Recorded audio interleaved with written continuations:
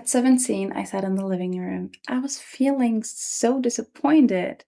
Like, why can people be so unfair?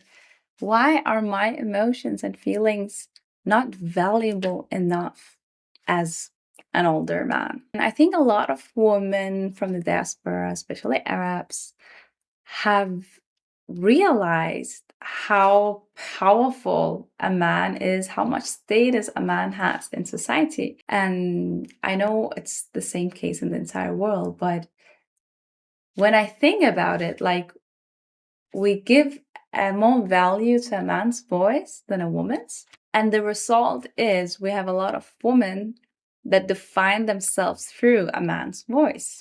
But going back to that living room experience, I think a lot of us have experienced that people around us, people who are close to us, feel they have the right to hold us accountable, gathering together in a living room or another room and sit and talk about what you have done. And sometimes you're like, but I haven't done anything. But you're still sitting there and you need to answer for that. And I still remember in that living room, I was like, this is only because I'm a woman. Like, if I was a man, then people will cheer me up. And nobody actually said that to me, but I could just sense it. So even though I didn't agree, I would just adjust it, make my life easier, make their life easier, make peace around me, because whatever I do can affect maybe other people, because other people will talk and so on and so forth. So in a very young age, I just learned how to cope with this, adapt, and move on. And if I want to do something, I should just make sure that nobody knew. What I did not know that day is that I will spend the next 13 years thinking that I'm doing what I want to do. I'm living the life on my terms. But the life I wanted to live would always be within this acceptable bubble. I will never really dig deep into, okay, who am I? What is my gift? What do I like to do? How can I help people in the best way? And then go from that. I should always put it back to, okay, how would it be approved? How would it be looked at? How would it be perceived? It was not until I posted my very first video on Instagram showing my face where I was telling people for the first time that I'm divorced. It was my first video, so I didn't have so many expectations, but it went viral. And suddenly my whole society knew that I was divorced. But I did one thing before posting that video. I blocked every single person that I knew or deleted them, because I could feel I was uncomfortable to press share if they were a part of it. And this was my journey. I really wanted to be in my voice within the entire me. I should finally not adapt. And the next that happened is actually so interesting, because I felt free for the first time. I was like, okay, wow, I have control over myself. I have control over my story, my narrative.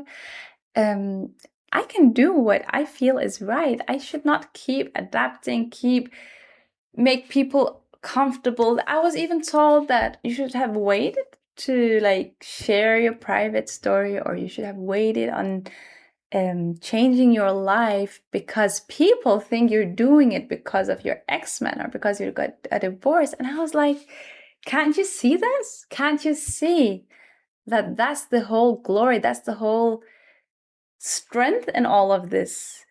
I don't care about people anymore. I don't want to adapt. I don't want to wait until people are ready, because at the end of the day, when you are on the road of growth, you are growing every single day. They just can't understand your growth because they're not in this road. So it will never make sense that you keep yourself small until everyone around you will feel comfortable, because that will never happen. And of course, there's a lot of comments, people were shocked, but they actually never came to me. And I believe in manifestations. Some call it dua, some call it prayers. The point is that you put your focus on one thing, and God and the universe will reflect it back to you. So if you just focus on the goals you have, all this noise that will come, it will not reach you, because you have not put your attention, your focus on it. So even if it like comes past you, you're just like, you don't even recognize it.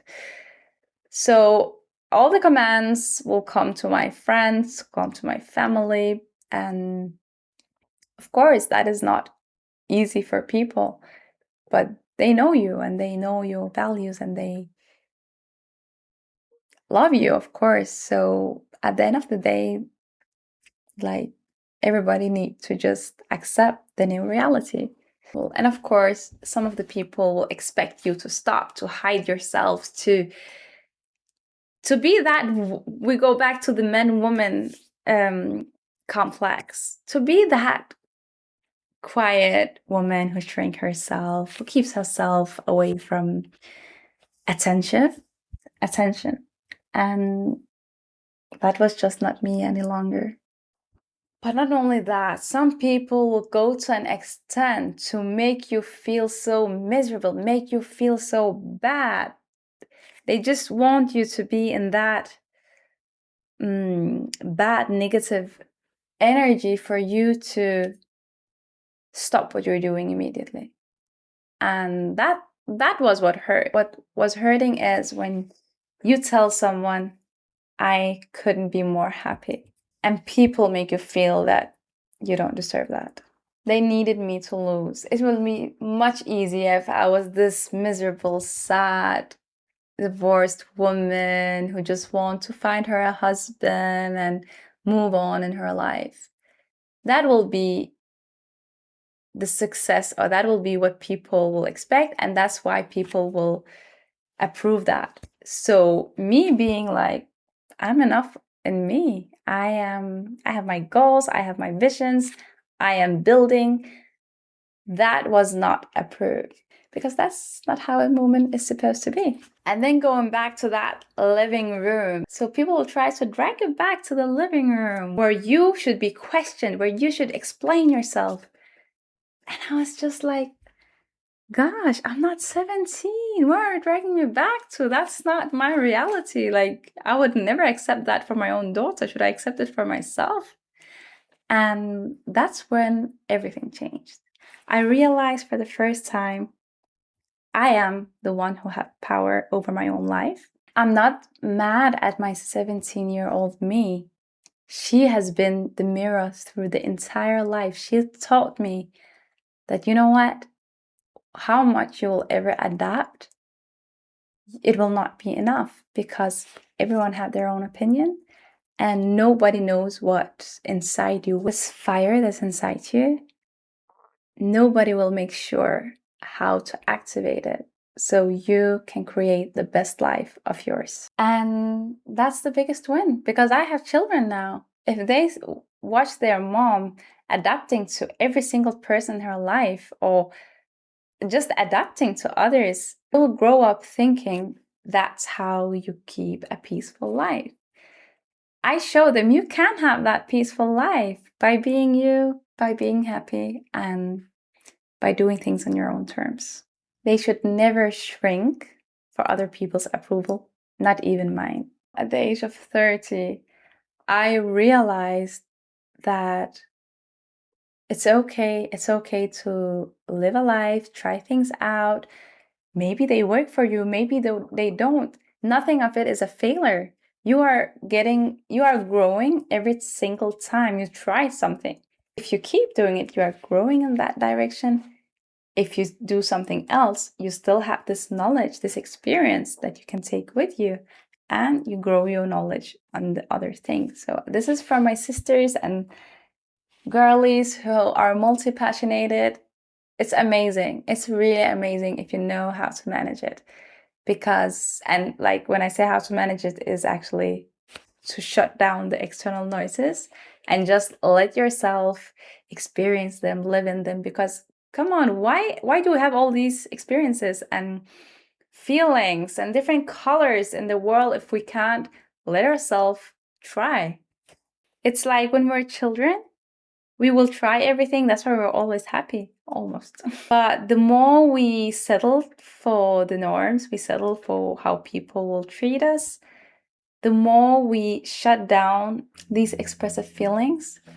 And slowly, there are some feelings we didn't even feel for so many years because they were not approved.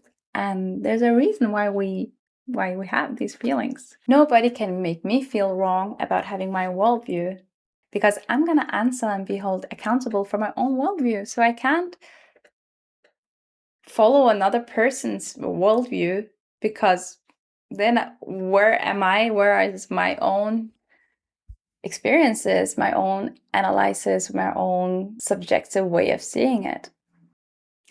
I answer for my own worldview, so I had to make sure it's mine. The authority I was waiting for were never in that living room.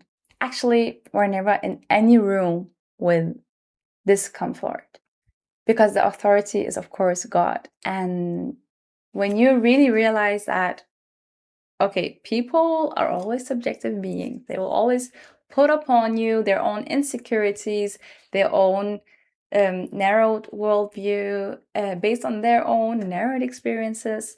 The more you get to know that you can take up space.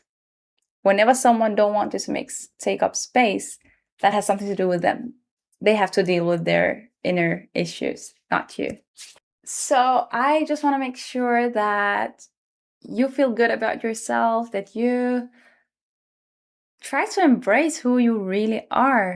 Let's make life easy and enjoyable again, because come on, like, we have so much good out there. So let us stay happy.